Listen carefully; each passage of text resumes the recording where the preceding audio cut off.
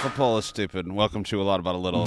My opinion of America's most popular game is that of 3-day-old takeout that is ready to go in the garbage. I don't know what that metaphor was, but that was not it.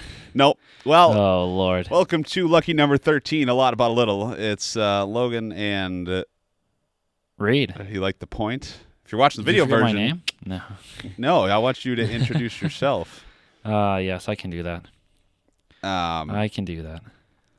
So, welcome to A Lot About a Little. This is, like I said before, lucky episode. I didn't know where you were going there. I don't know where you were going. Were you expecting me either. to pick that up? Because I kind of was. That was like a handoff, but I mean, there wasn't. I feel like you weren't handing anything off to me. Well, you know, we all try, but no, fair enough. Fair enough. Today we're talking about brand creation. I want to talk deep. I want to do some deep diving into some creative processes, just because I feel like a lot of room for some good discussion around different creative processes, and I kind of want to start our own mini series on different things. So I figured that a mini series. Oh wow. Well, I mean, not a mini series, but like a series within the podcast series of creative stepping stones, not creative processes, creative stepping stones, different aspects that I'm interested in learning from you about. And I know you don't want to learn from me about anything, which is fine, but I can... That's not 100% true. Can you teach me how to do a forwards to backwards transition on ice skates? That would be great. Because I still can't figure it out. Well, I'm talking more so creative processes. I think that's on your bingo card. That's number 5. 5 times I said that. I could, transition forward to backwards on ice skates creatively. You're actually a avid figure skater. Yeah, that's definitely a true fact of the show. Well, anyway, to get back on the train tracks that we were on before. I don't know if we were ever on them, but... Well, we're going to be now, because I want to talk about... Works for me. I want to talk about brand creation a little bit today, which is obviously step number 1 into creating a brand. And I just want to kind of get an idea of what your process is when doing this, because obviously we kind of both had this idea for this podcast, right?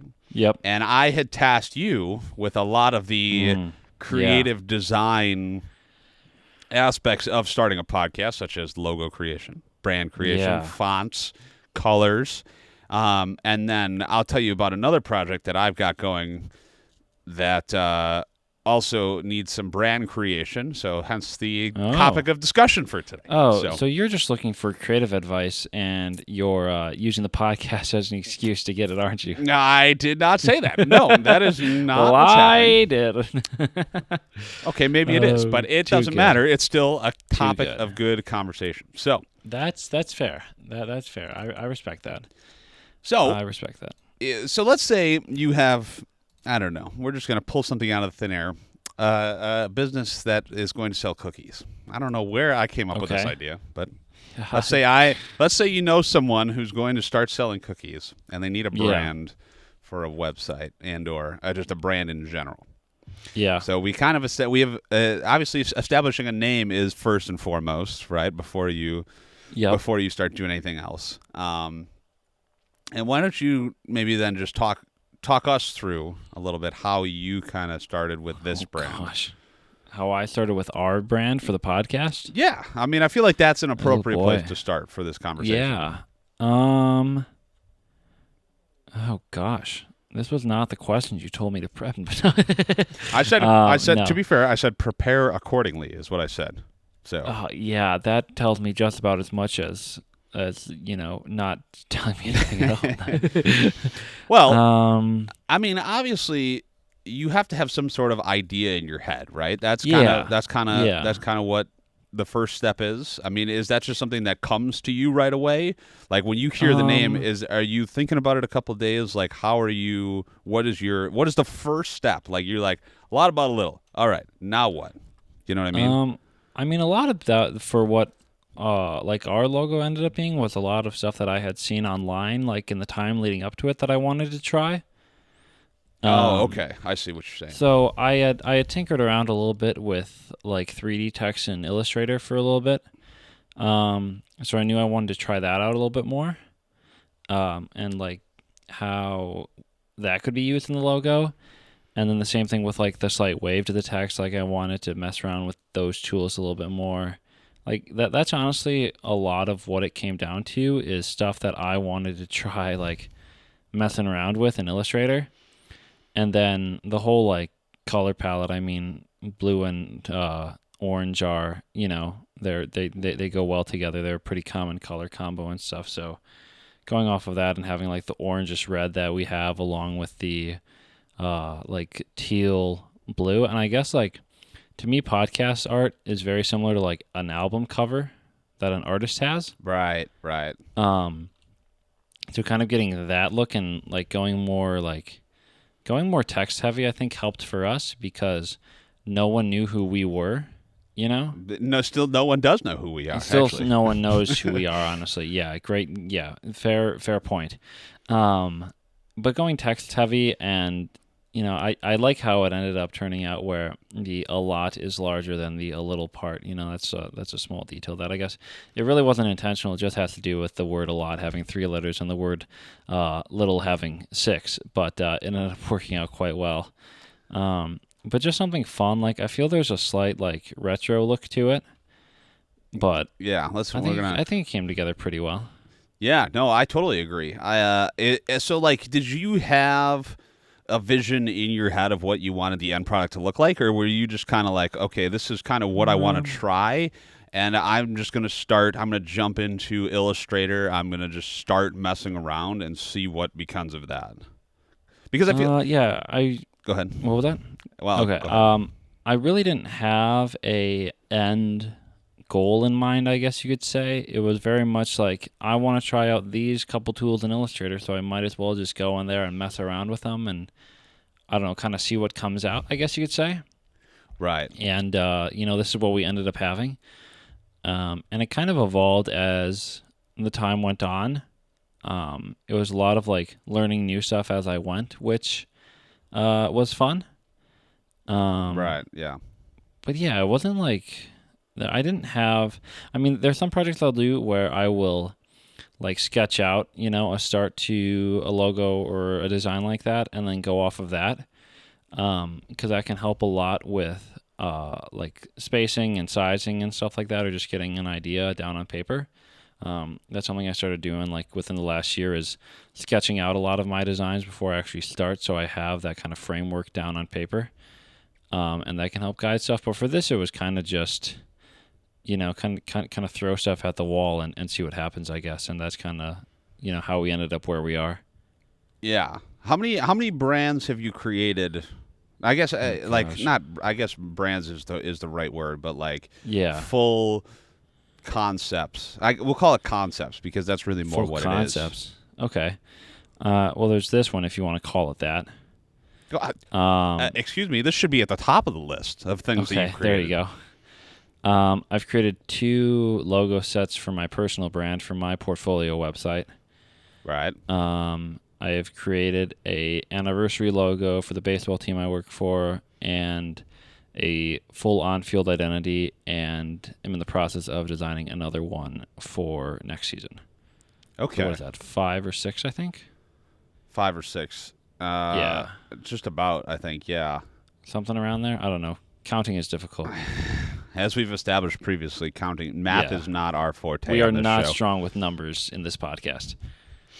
Um, Which is why I'm pretty sure that we just hit 1,000 subscribers, if I'm reading the data correctly. I think just about. You should head over to our A Lot About a Little YouTube page, just getting that off the ground, and Yep. that's a fun time video version of the podcast available there. But Yeah. not to get too off track again, but so. Here's a question: for when you are creating something for like in a professional setting, like Yeah. for this team that you work for, is Yeah. there people that are coming to you and being like, okay, here's kind of what we want, or are you just basically pulling stuff out of thin air? I mean, I'll use the anniversary logo as an example because that's one is easy to talk about. It was the 25th season this last year, and we wanted a mark to signify that, as teams often do. Right. So that was like a very clear directive in that category. But then besides that, I kind of had creative reign. So I kind of used what we knew about our creative direction we had for this year. So one of like our big elements of our brand this past season was like a diamond shape in terms of like where images were going or what we're using to divide lines of text and things of that nature. Right. So that was very much like a strong point that was going to be included in the logo. And then it was just, pulling different aspects from like the team's history of logos and brands and looks and stuff, because we've had two looks that the team has worn and two logo sets. So pulling elements from both of those to come together to make the complete mark. And then obviously, looking up pretty much every anniversary logo I could find and pulling inspiration from those until, finally we got to a point where everyone was good with it. But I mean, that's a logo that, I don't know, probably went through 15 or 20 revisions, from the very start. And like some of those revisions are just changing a background color and trying every option that we have until something sticks. Like it's very much stuff like that. And seeing what works and what doesn't, and then small refinement. Not every like version of it was a huge like change, obviously. Right. Yeah. But that's a process that that took a couple months to do, and many revisions and such. But I mean, how many people are involved in a process like that? Because obviously, it's not just you. I mean, you're creating the logo, maybe, but you're not creating the. I mean, you kind of are then spearheading the brand identity.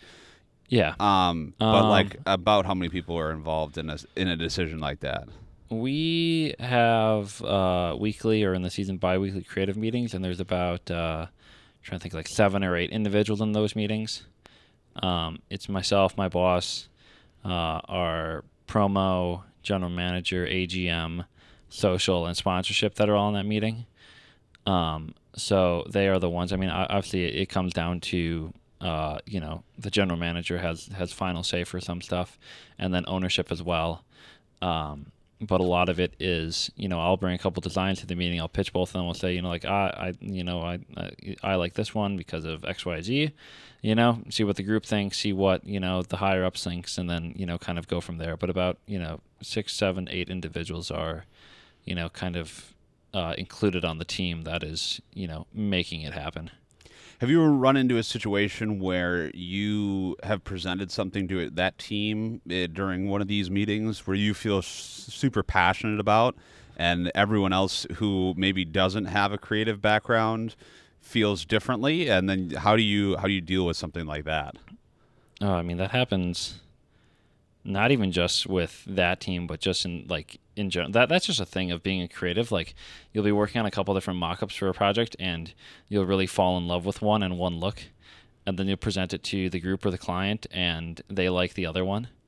Yeah. And at first it's like, oh man, I really liked this one I was working on.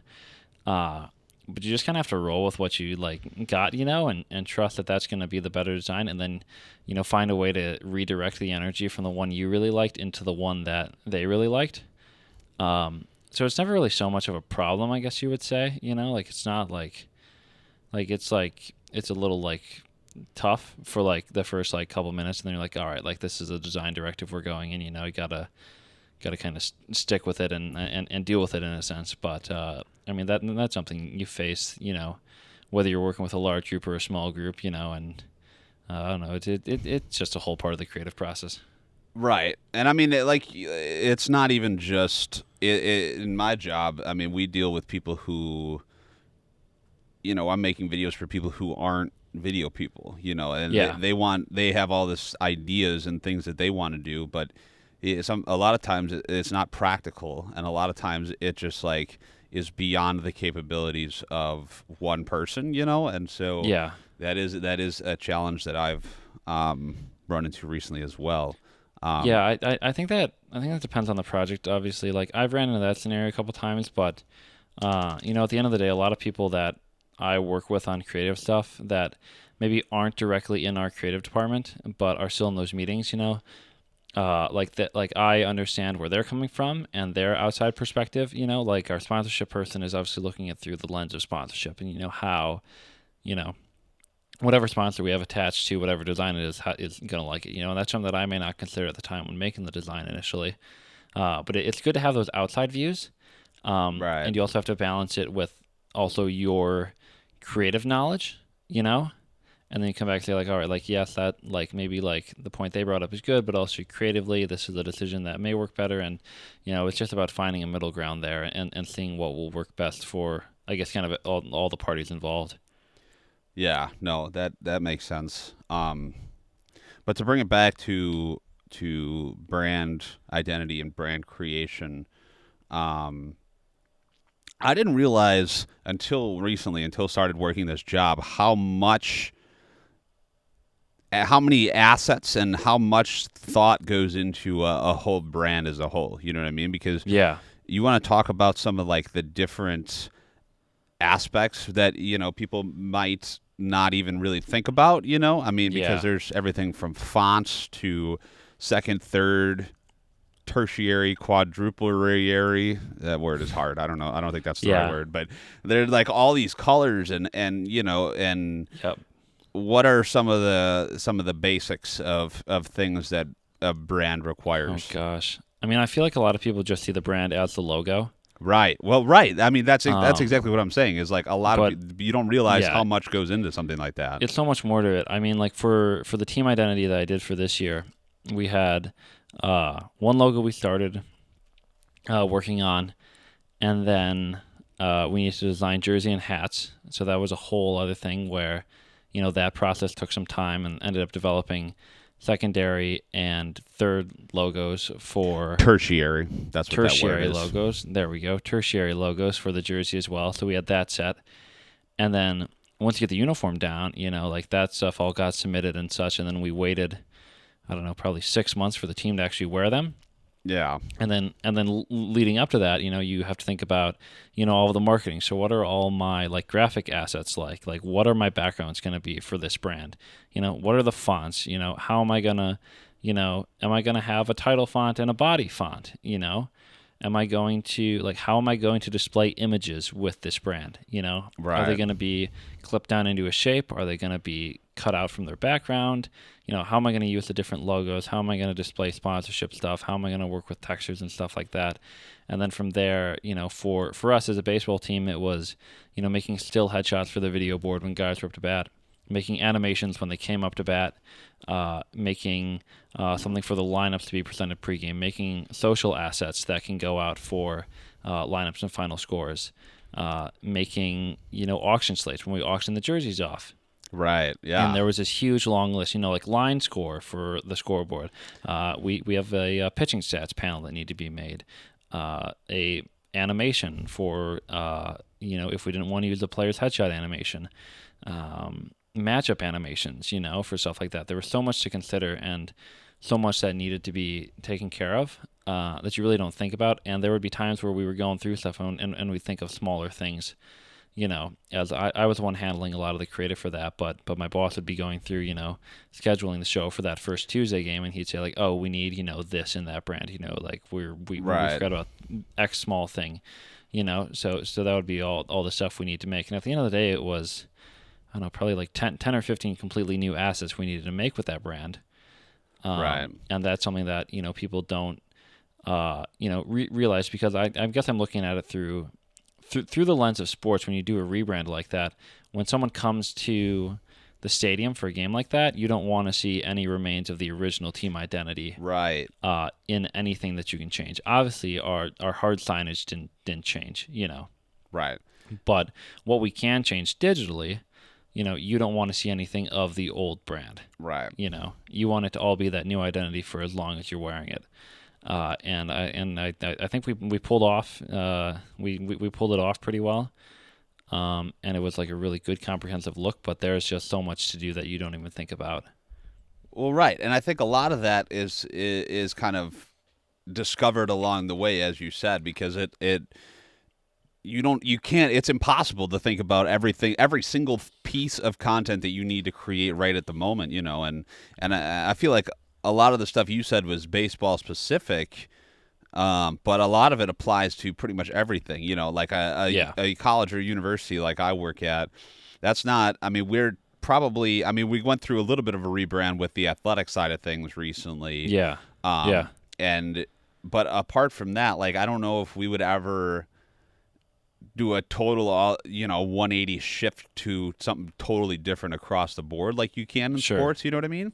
Sure. So I feel like it's a little bit different in that sense, but also, Well, even for college, like what you guys did, that's changing over uniforms for the 20-some varsity sports you have, right. playing surfaces. You need a new turf on the soccer field. You need a new basketball court. It is your hard signage, because that's a permanent brand. It's not going anywhere. It is all your digital assets. It is redoing all of your social stuff. Any sort of, even like smaller things people don't think about, like for us, our media guy switched over our game notes that they print out every day. Right. So you that don't stuff even gets think about switched stuff over. like that. Our printout lineups for the media up in the press box, that got switched over to the new brand. So like there's so much more that like you think of, and doing a complete rebrand is just a whole other beast, compared to a seasonal one like you see in minor league baseball a lot. And there's even so much more that people just have no idea exists that you need to change. Right. How important is like a cohesive brand book? You know what I mean? Like, is that something that you guys create, is a brand book? Because I know that is something that I personally use a lot. Well, I mean, I guess not a lot, but you use it to a certain extent in creative, just because you want everything to be consistent across the board. Again, because you don't think about half this stuff, but you want every font to be the same. You know what I mean? Even in just making videos for this, I find myself going back to the small brand book that was created for this, just to have our very minimal one. Yeah. Well, just to have the same colors every time, the same fonts, we want it to be consistent.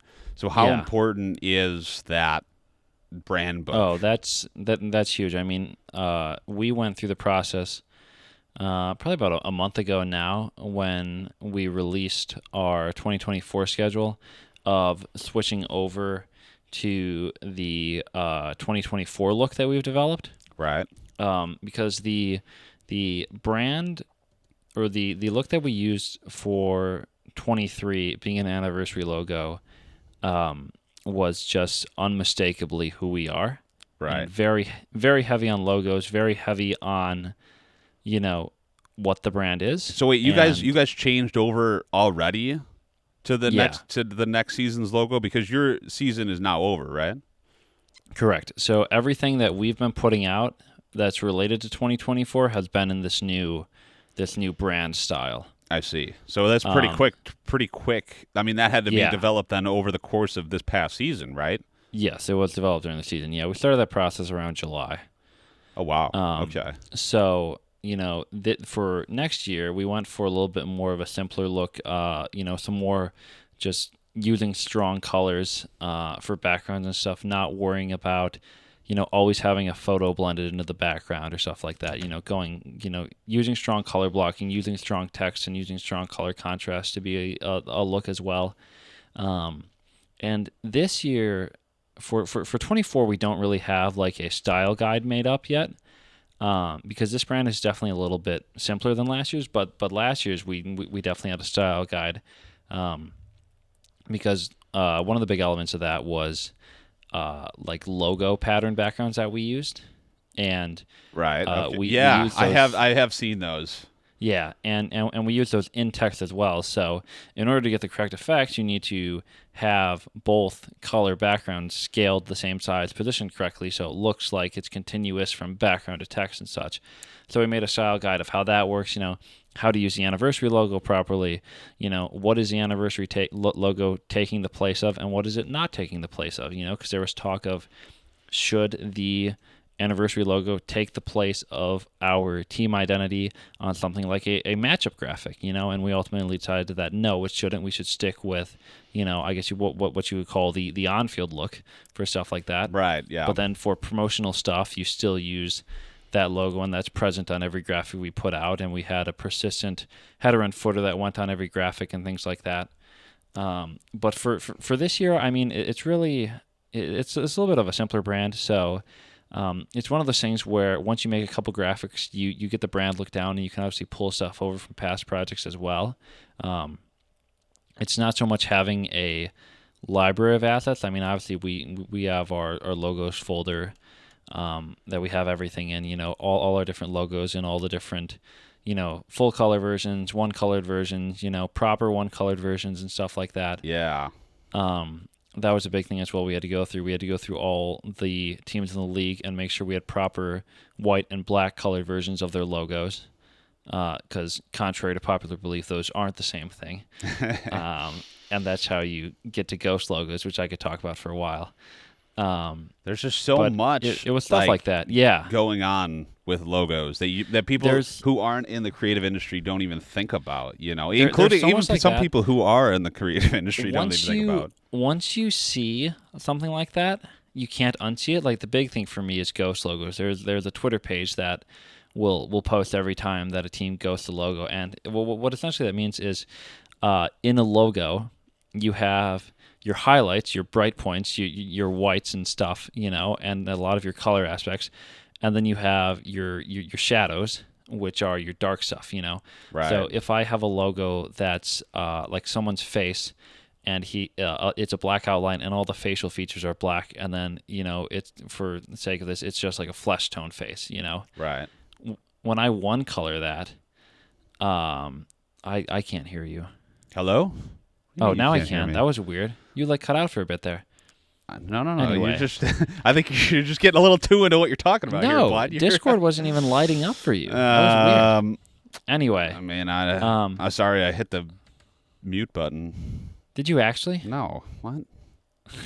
You're tripping, dude. All right. Back to, so when you have a logo with the highlights and the shadows, when you one color the logo, the shadows need to be accurately represented, and so do the highlights. Okay. So if we take that blacked outline with black facial features and flesh tone face of a one color logo, if that is going on a dark background, the logo becomes white. Yeah. Okay. But we can't make all of the black outline and the black facial features white, because that is reversing the contrast of the logo. You lost me here, bud.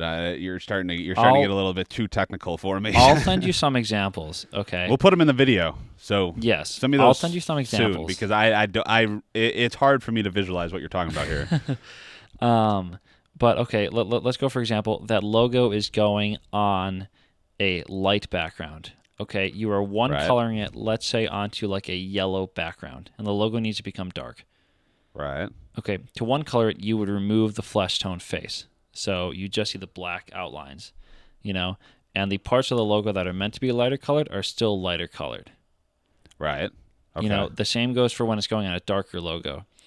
You remove the dark aspects because you already have those dark aspects from the background, but those light aspects all become white then. I'll send you some examples. Yeah, once please you see do, it, because I bet I'll understand it then.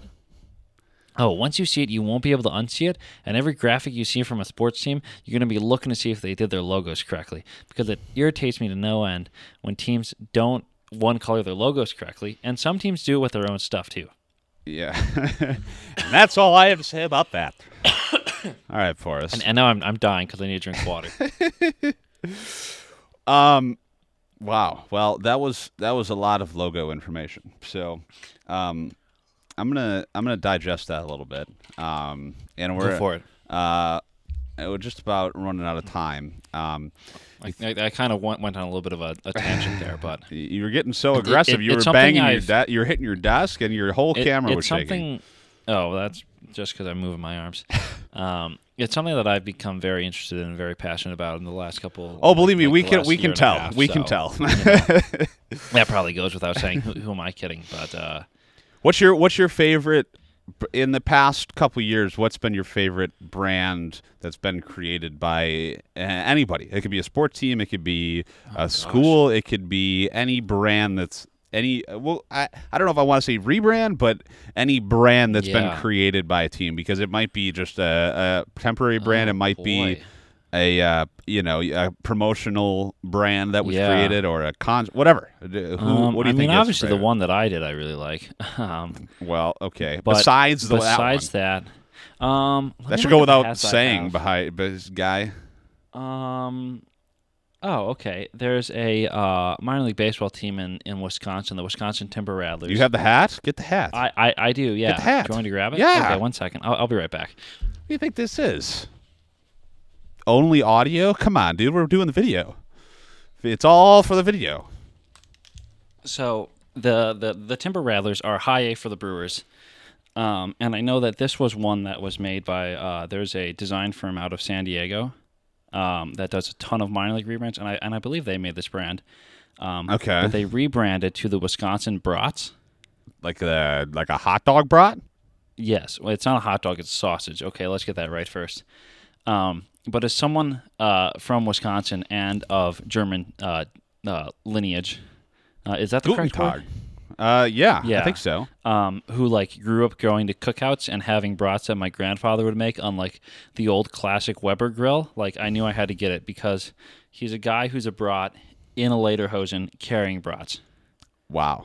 That is impressive. Look at that bad boy right And there. I I absolutely love it. that's one of those like promotion. Is that a thing where they wear it like once in a while with their jersey? Because I know like in hockey, or that's where I'm most familiar with. They'll have like a third jersey or something that they'll wear once in a Yep. while. Is that essentially what that is? Yeah, I think this year they wore them either late August or early September. But they also have special jerseys that go along with them that look like they're wearing lederhosen. Oh, that's cool. Yeah, it's sick. That's one of my favorite ones. I really like what the Savannah Ghost Pirates did with their look too. They're ECHL affiliated with Vegas. This is their second year this year. Okay. I don't know if you're familiar with I their am look. not. Do you have a hat of theirs, or I do not you have. probably a have hat a of theirs, stitched unfortunately. jersey of theirs? Unite. Oh, they have sick jerseys though. Their color scheme is black, white, and like a bright green. Oh, that's yeah, cool. it's cool. I personally like the Savannah Bananas. If we're going to Yeah, talk their about stuff is good. Savannah-based sports teams, Yeah, they have good stuff. Everyone loves the Rocket City Trash Pandas. yeah. Yeah. You've probably seen theirs. I have, yeah. But that's not the team. That was what was that team in that Netflix series? That was something to do with Trash Pandas. The hockey one. You know what I'm talking about? Oh, the Danbury Thrashers? Yes. I always get them. I Yeah. get those two confused because they're both Yeah. like trash cans. I mean, yeah, that one was like a fighting trash can, wasn't it? yeah. So That's right. I totally forgot about that. yeah. The Trash Pandas are good. For me, the Trash Pandas is like everyone's introductory to weird minor league baseball logos. Yeah. But Like that's the that's Trash hockey Pandas- though, isn't it? No, the Trash Pandas are baseball. Lame. They're double A for the Angels. Like everyone sees that, and that's like the gateway drug. I guess you could say that's probably a bad analogy. Yeah, let's everyone's like- cut that out.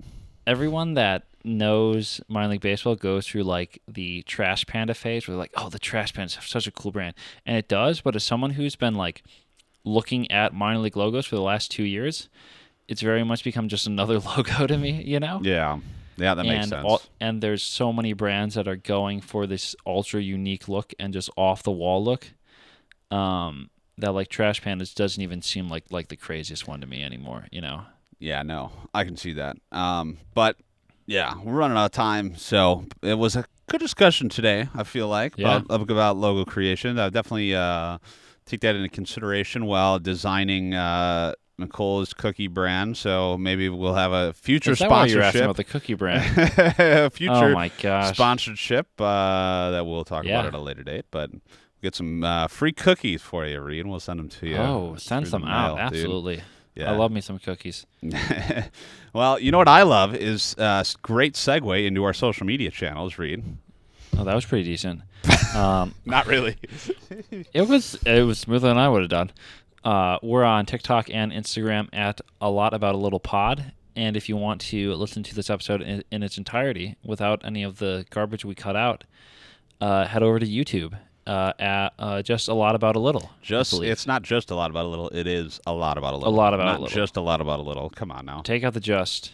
It's a lot about a little. We're still just a little bit about a lot of things, and that's what we talked about today is a little bit about brand creation. And I feel like as we do this more, we're getting to be a little about slightly less than a lot of things. Okay. I think it's time to end the episode. the scope is slowly narrowing. I agree. But one more thing is question of the day. I don't know what answers were last week. I'm sure there was none, but it doesn't matter because we're not even going to look through them right now. Look. Because I'll take a look. But question for the week this week: what has been your favorite sports team brand / logo? We'll call it brand / logo. I like that. That you like the most. So that'll be in the Spotify Interact section of the app. Correct. You can answer that question, or you can comment down below if you're watching the YouTube version. So I didn't think about that. Yeah, whatever you want, however you're consuming this wonderful delicacy of a podcast on whatever platform anyway. Yeah, I would say we could look at the results from last week's episode on what people's dream vacation were. I see. But everyone must still be stuck in the COVID times because no one wants to travel because we had no answers. See, yeah, that makes sense. And so please answer the question of the week. We really do look at those. And until next week, we will catch you on the next one. Right, Reid? We will. See ya. See ya.